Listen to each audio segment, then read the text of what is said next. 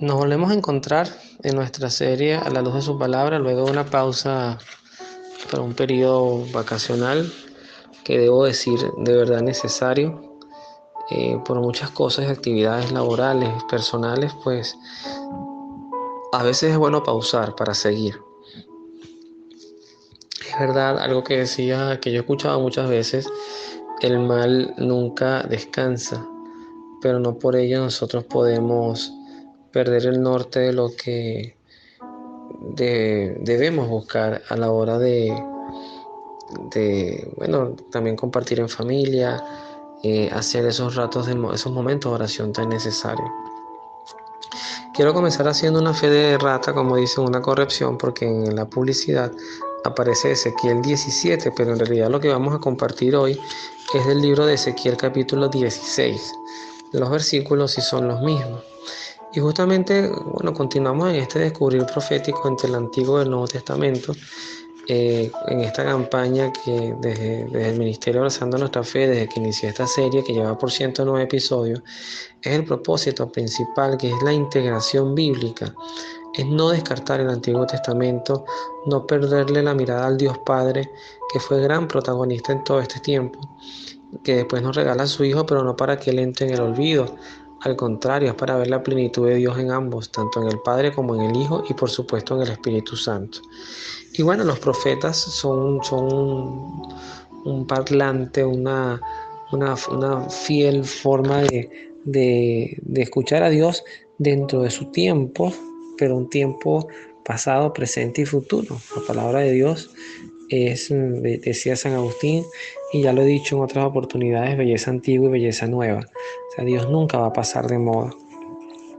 Y vamos a reflexionar algo importante que yo lo titulé Mudos de vergüenza, ya que precisamente cuando nos ataja esa verdad, cuando nos damos cuenta, luego de que ya pasamos los estados de excesiva alegría o de excesiva cólera, ira, porque uno se puede descolocar, pues somos seres humanos, pero llega un momento en que cuando alguien, sobre todo si contamos en nuestras vidas, yo cuento en mi vida con una persona así, que es mi esposa, que es capaz de dejar pasar las oleadas, no solamente conmigo, con su familia en general, dejar pasar oleadas, momentos de rabia, no engancharse, serenar, y cuando las aguas se calman, te agarra, te sienta y te conversa.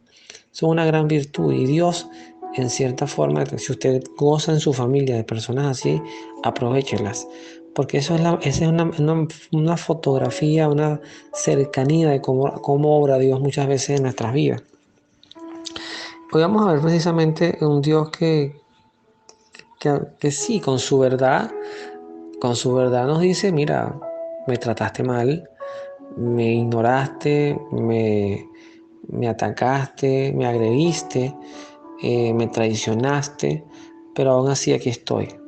Creo que ese es un poquito el mensaje central de esta reflexión de hoy.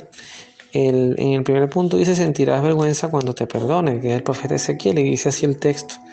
Esto dice Yahvé, me portaré contigo como tú lo hiciste conmigo, rompiste la alianza sin pensar más en tu juramento.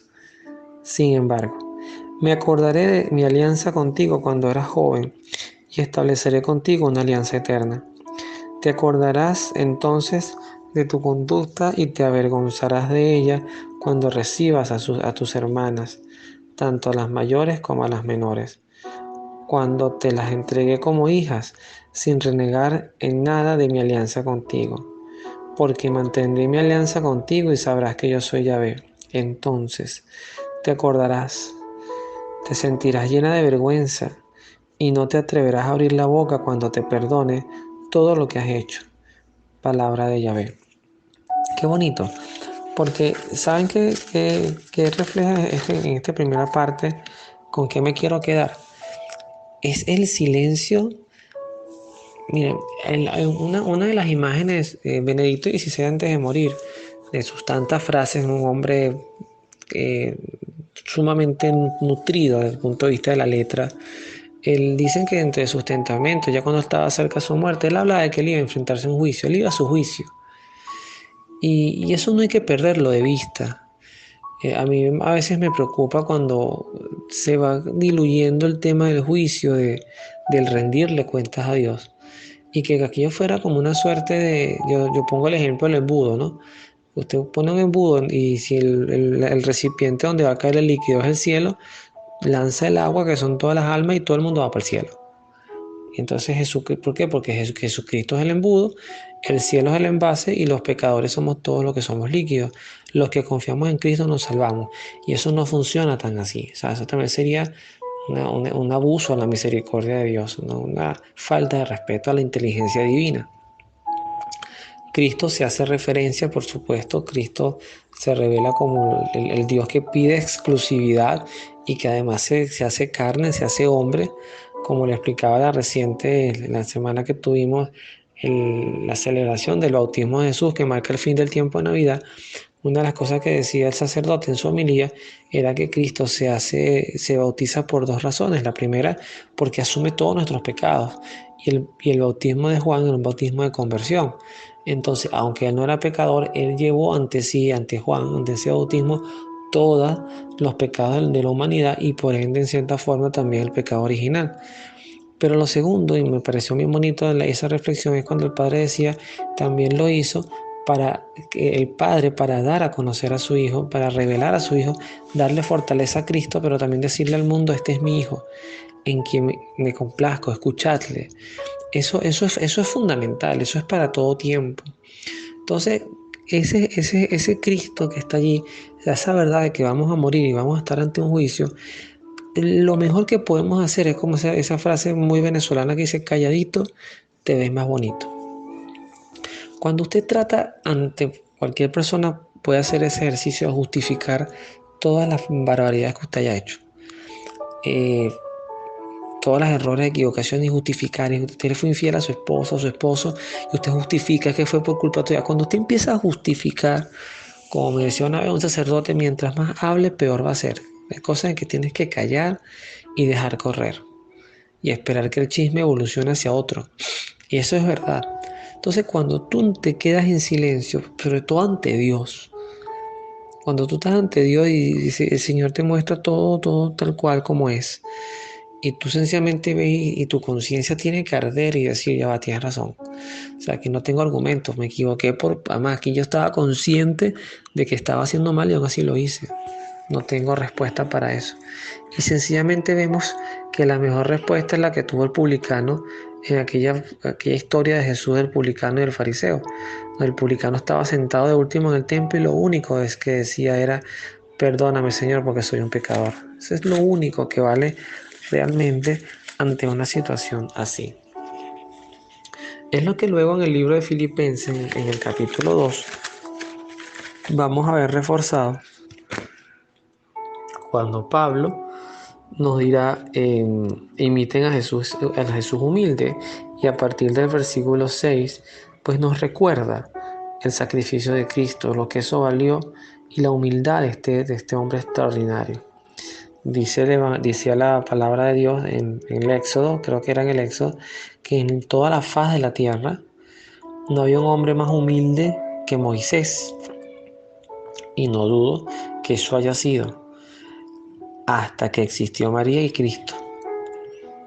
Hasta que María existió y Cristo se encarnó, pues Cristo ya existía.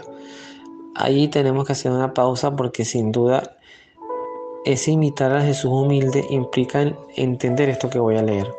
Él, siendo de condición divina, no se apegó a su igualdad con Dios, sino que se redujo a nada, tomando la condición de servidor, y se hizo semejante a los hombres, y encontrándose en la condición humana, se rebajó a sí mismo, haciéndose obediente hasta la muerte, y una muerte de cruz.